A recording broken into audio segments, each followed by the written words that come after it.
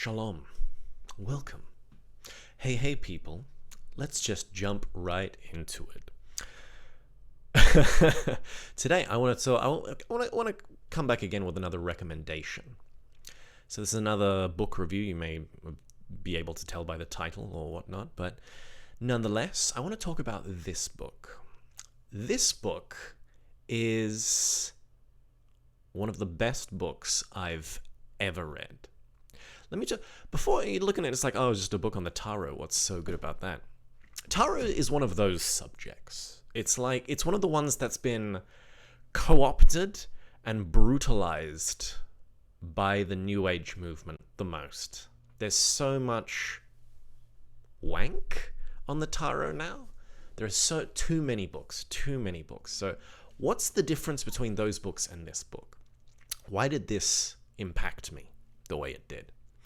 Because it's not a book about the tarot. It's a book about using the tarot in a different light, as a tool of esoteric education instead of just divination. So let me roll back a little bit. The first time I ever heard about this book, I was reading another book, Esoteric Christianity by Richard Smalley. And in that, he mentions this. He's like, yeah, I read, out of all the books I read, this one, and like he said two others, I can't even remember the others, but he said this one and two others were like the best esoteric Christian books he's ever read. And he said something intriguing. He said, it's almost like it's written by an occultist who turned Christian, who then wrote this book to subtly turn occultists Christian. Like, he doesn't want to make you, he doesn't want to turn you away from magic or anything, but you read it and you just can't help. You just love him. It's amazing. And I was like, oh, that's intriguing. So I got the book, and then I, just sat on my shelf for years while I bought other books, of course. But then, years later, I was online and found this guy's blog, and I can't even remember his name. The guy was, it's one of those blogs where the guy's a massive douchebag. Like, he's spiritual, and he basically reviewed all these books. I found him because I was looking for something about Dion Fortune, actually. And he reviewed a bunch of Dion Fortune books, and he's like, she's shit, 1 out of 5, 2 out of 5. He hated all of Dion Fortune. I'm like, what? Oh, shit. Let me put my phone on silent. My cellular phone. I'm not sure if you could hear that.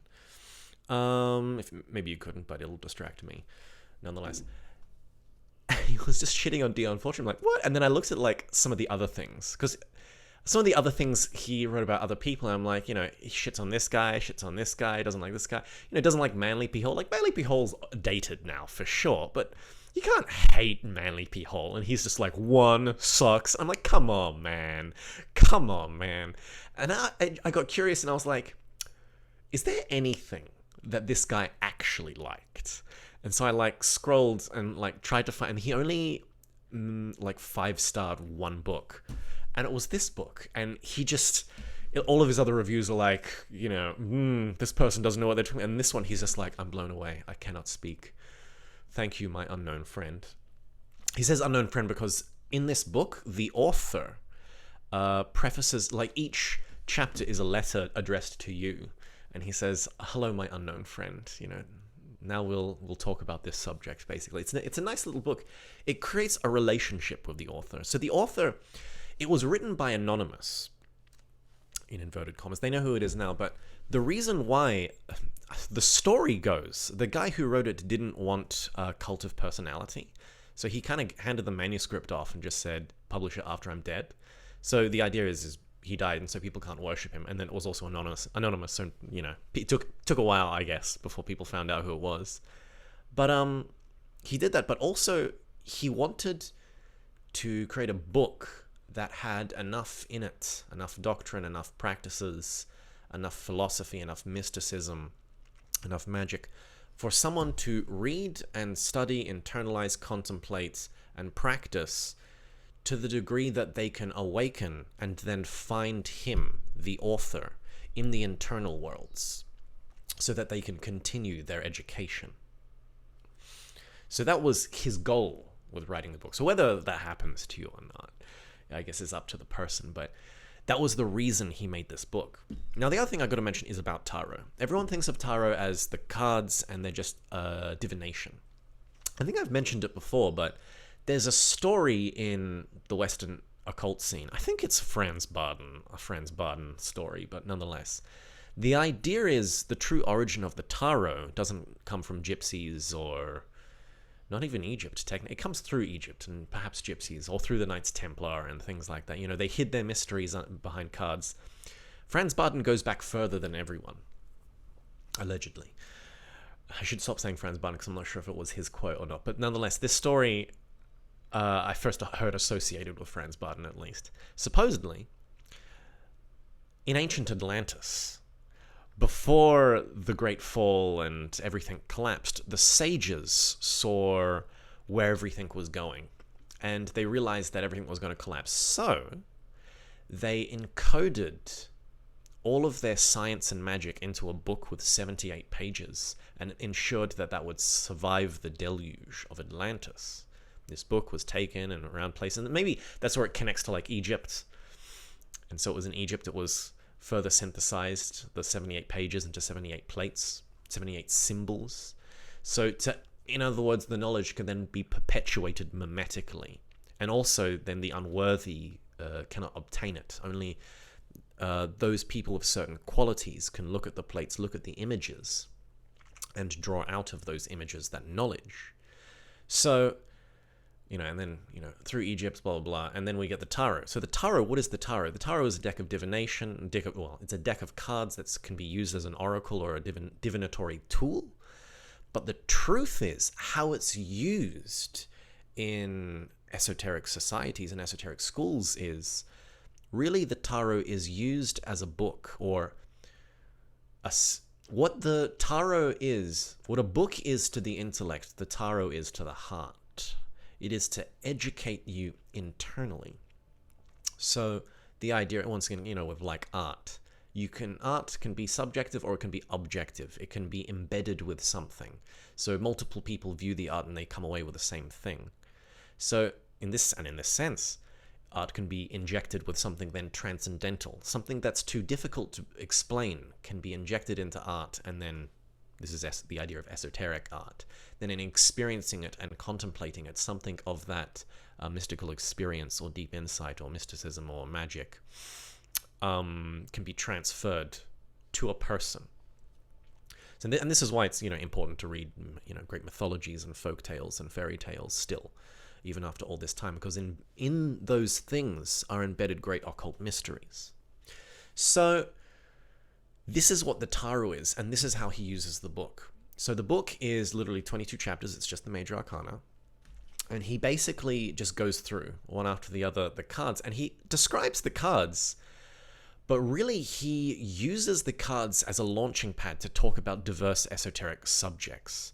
Magic, egregores, spiritual principles, guardian angels, it's just all-encompassing. He talks about art, he talks about mysticism, he talks about Christian mystics, he talks about more like, Steiner, he talks about Gurdjieff at one point. It synthesizes philosophy and psychology as well. From the book, I would say a lot of his influences, Steiner definitely influenced him a lot.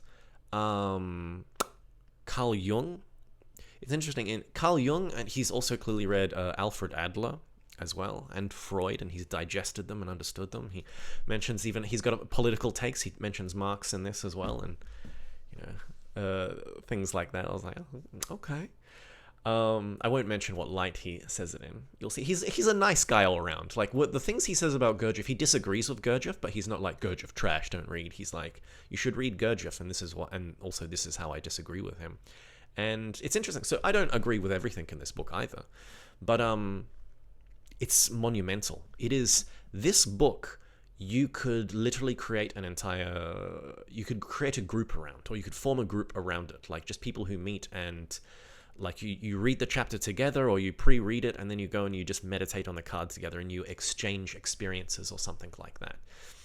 That's, the level of this book. This book is not an introductory book. Hell no. This book is intermediate at best. Like, you should read, like, Steiner first, Knowledge of Higher Worlds and things like that. You should read a little bit of Gurdjieff or, Ouspensky really first, In Search of the Miraculous. Read some Samael, read some Dion Fortune. Get a kind of a grasp of world religions. Get a lot of the philosophy in this also, I'm going to admit, like, that was a trudge to get through, because I was like, oh god, because he synthesizes everything. Even the idea of synthesis and mixture itself, he synthesized. And so he tries to, like, synthesize monism and pluralism and reconcile, like, dualistic and monotheistic kind of perspectives. And I'm like, oh my god. And then he talks about, it's immense. It is immense, this book. I think the chapters that really impact me, I think like 14, where he talks about the Holy Guardian Angel, blew me away. A lot of the book is talking about awakening clairvoyance, imagination and visions, and then the inspiration and especially intuition. That's the other influence. Philosophically, this guy is probably close to a guy called Henry Bergson, if we speak English, but he's a French guy, so it's probably gonna be pronounced something like Henry Bergson or something like that. But there's a philosopher who is like unknown nowadays. No one talks about him anymore. Apparently back in the day he had kind of not a fight, but like he disagreed with Einstein, and this is back in the day where science was getting really big, and so everyone was like, he disagrees with Einstein, lame, gay, and they just relegated him to the dustbin of history. No one remembers him. But Henry Bergson is very interesting. He's also tangentially connected to the occult. Like, his sister, Mayona, I believe, married MacGregor Mathers. So literally, MacGregor Mathers is connected to Henry Bergson, the French philosopher. But the reason why Henry Bergson is interesting and applicable to occultists and the world of magic is he is kind of a crypto-Gnostic. And when I mean Gnostic, I don't mean he believes in the demiurge. I mean he believes in direct knowledge, and that it's possible, epistemologically possible, to penetrate into a thing and completely understand it. And metaphysical ideas as well. So, like, what was it? Kant basically rationally proved that metaphysics is real, but we have a phenomenal world and a nominal world, and it exists, but he closed the doors to it and said, no, you can't experience the nominal world. And then I believe people had things to say about that. The analytical school was like, oh, yeah, cool. And then the continental school, you have people like Hegel and Schopenhauer who said no. And Hegel said, no, you can use history as a tool to see the effects of the nominal world, and therefore you can understand that the nominal world has a will and it expresses itself through history, and history isn't cyclical, it's going to an end, which is the nominal world has an aim or whatever. And then Schopenhauer is like, no, through the subjective world and your own subjective analysis, you can make certain assertions, and that's why he has his doctrine of the will, which eventually became Nietzsche's will to power. Schopenhauer is another interesting philosopher. He said that magic proves his philosophy on the will, because he went to not a hypnotist, like back in the day with the mesmerists. He went to like a show where a mesmerist was like magnetizing people, and he was like, yes, I completely agree with this, and this proves my idea of willpower. And so he's like, magic proves my idea of will. I was like, oh, that's interesting. Schopenhauer, interesting guy. But Henry Bergson was more on that level, and he went further and said, you can intuit things. And intuition, there's two types of intuition, of course. The intuition that's just, you could say, memory or experience that spontaneously erupts, and we have a kind of a knowledge of things, and we can do it automatically. We just understand something. So intuition, when you reason, you start at a premise and you rationalize and you get to a conclusion. With intuition, there's only two things. There's perception and comprehension. So you see something, and then there's comprehension. It's just a spark of it's transcendental knowing, all of a sudden, just via your consciousness penetrating into the depth of things. So it's very mystical or yogic almost for a French philosopher to be saying. But his idea, you have two intuitions, the normal intuition, and then there's like a transcendental intuition. And that's the other thing. He talks about memory in this and the different types of memory. So people who are into memory magic and things like that, there's so much in this. It is a thick book, as you can see. Ooh. Each chapter is like 30 pages minimum. And some of the chapters, not gonna lie, tough reads as well. And like some chapters I'm like, oh my god, I'm just getting blown away as I'm reading like the chapter. And then other chapters I'm like, I don't get it. No, I don't understand, or I don't agree. And then like I have to force myself to finish it. And man, it took me about like a year to read this. This was a journey, man. A transformative journey. But even after all I've said, if you're like, oh, it's too much, or, you know, oh, it sounds interesting, do this for me. Get this book. Either, you know, download a PDF or buy it. Just get it. You can get it anywhere. And read just the first chapter. Just the first chapter. Just the first chapter. This is how I knew the book was going to be good. I read the first chapter, and it completely changed the way I did my practices. It completely changed or solidified certain things. You know, sometimes when you're studying, you get certain ideas and things kind of come together, but you also don't know where to put your importance on certain practices, or what do you do.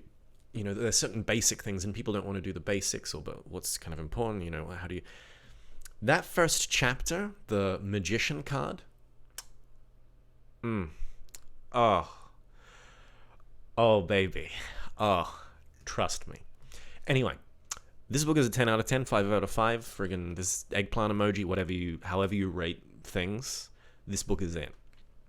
Get this book. Put it on your shelf. Read it. Digest it. Introduce it to others. Practice the practices that he gives. Reflect on it.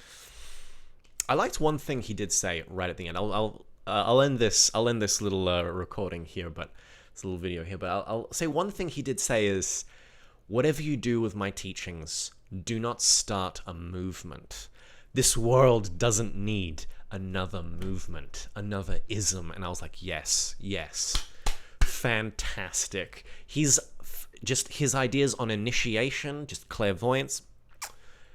This guy is just solid. Oh my god. I've never met...